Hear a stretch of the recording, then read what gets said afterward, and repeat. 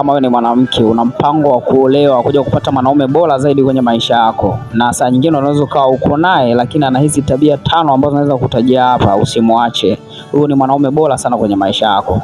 Tabia ya kwanza ni usikivu. Ukipata mwanaume anayekusikiliza usimwache, kwa sababu asilimia kubwa wanaume wengi hawana uwezo wa kuwasikiliza wake zao. Lakini kama wewe ni mwanamke na mume wako anakusikiliza, usimwache.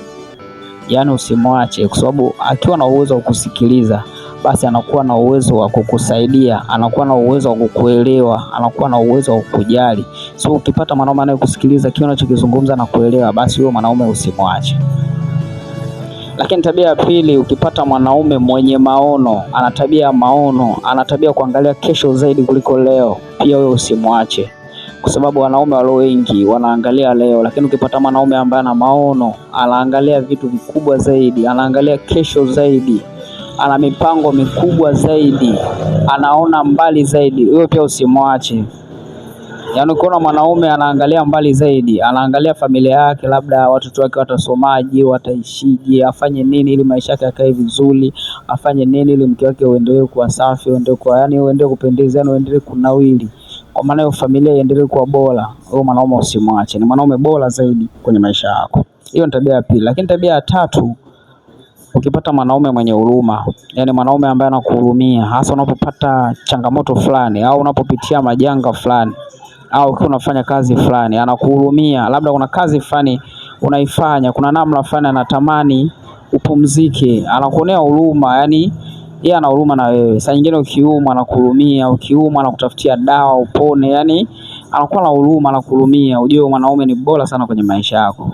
Lakini mwanaume anayekuhurumia ni mwanaume anayekupenda zaidi. Kwa hiyo ukiona mwanaume anakuhurumia, ujue anakupenda sana. So ukiona mwanaume anakuhurumia kwenye maisha yako, basi ujue ni mwanaume bora sana kwenye maisha yako. Yaani mwanaume mwenye huruma ni mwanaume muhimu sana, usimwache kwenye maisha. Lakini tabia ya 4, mwanaume mwenye tabia ya ujasiri. Yaani akiwa karibu na wewe anajiona yeye ni mwamba. Yaani kuna namna fulani anaamini matatizo yako. Yaani matatizo yako mwanamke, yeye ana uwezo kuyatatua. Huwezi kupata tatizo lolote yeye akiwepo. Huwezi kupata shida yoyote yeye akiwepo. Yaani ni jasiri, anajiona yeye hivyo yani. Yaani kuna namna fulani hata kwenye michakato inayohusu fedha, anaamini hakuna kinachoshindikana. Anaamini kila kitu kinawezekana. Ana mipango mikubwa namna kuilinda familia. Anatengeneza mbinu za kulinda mke wake. Yaani kuna namna fulani anajikuta jasiri, yani mwanaume jasiri. Ni mtu ambaye anafanya maamuzi sahihi kwa wakati sahihi. Ni mtu ambaye anatatua matatizo kwa wakati sahihi, anapambana na matatizo. Mwanaume jasiri kwenye maisha, usimwache. Huyo ni mtu muhimu sana kwenye maisha yako, usije ukamwacha. Lakini tabia ya 5 na ya mwisho, mwanaume ambaye ana hofu ya Mungu. Mwanaume ambaye anajua kwamba kuna uwepo wa Mwenyezi Mungu.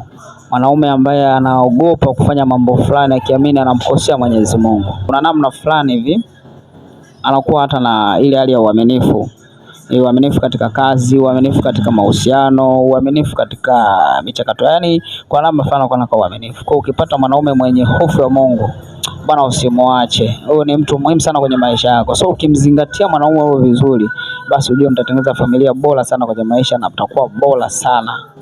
So mwanaume mwenye hiyo tabia usije ukamwacha. Kaa naye vizuri na umpende, tutengeneze mikakati mizuri na mheshimiane. So utakuwa umepata mwanaume bora sana akiwa na hizo tabia.